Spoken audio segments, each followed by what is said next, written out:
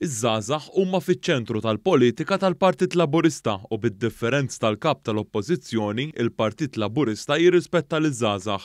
Dan intqal mill-Ministru Byron Camilleri u d-Deputat Laburista Oliver Scicluna waqt konferenza tal-aħbarijiet fiċ-Ċentru Nazzjonali Laburista f'isem il-Partit Laburista.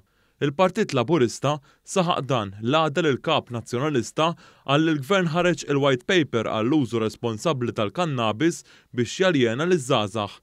Il-Ministru Byron Camilleri għal kif laċċa l-poter għal Bernard Grech derċar waqt id-diskors tiegħu tal-ħadd bit-tħassib prinċipali tiegħu huwa l-poter. Semma kif in-nies jafu verament li Gvern Laburista jagħmel ir-riformi u mhux bħal ħadd ieħor iżommhom taħt it-tapit. Għal kif taħt dan il-Gvern saru diversi riformi bħal tal-vot 16, tal-identità tal-ġeneru u ta' rappreżentanza ugwali bejn is-sessi fil-Parlament. Anke l-fatt li jagħmel referenza għal sondaġġ meta ġie biex jiddiskuti din ir-riforma tal-kannabis turi biss l-intenzjoni ta' Bernard Grech x'inhi. L-intenzjoni ta' Bernard Grech jew forsi l-inkwiet primarju tiegħu.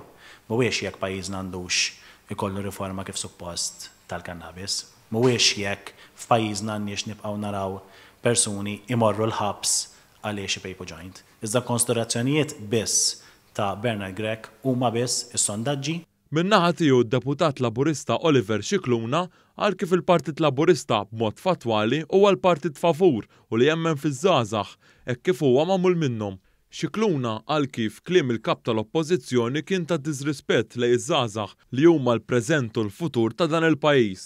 Saħaq li l-Partit Laburista ma jarax biss liż-żgħażagħ għal skopijiet elettorali kif għamel Bernard Grech. Jiena fl-opinjoni tiegħi din hija ftit ta' politika cheap li tqabbel riforma li tirregola l-użu tal-kannabis u il-mod kif iddiskrivija bħala isu saret minħabba li rajna li surveys forsi se jaffavorixxu l-Partit Laburista minħabba dar ir-raġuni hija xi ħaġa fl-opinjoni tiegħi wkoll li tnaqqas ir-responsabilità anki ta' kap.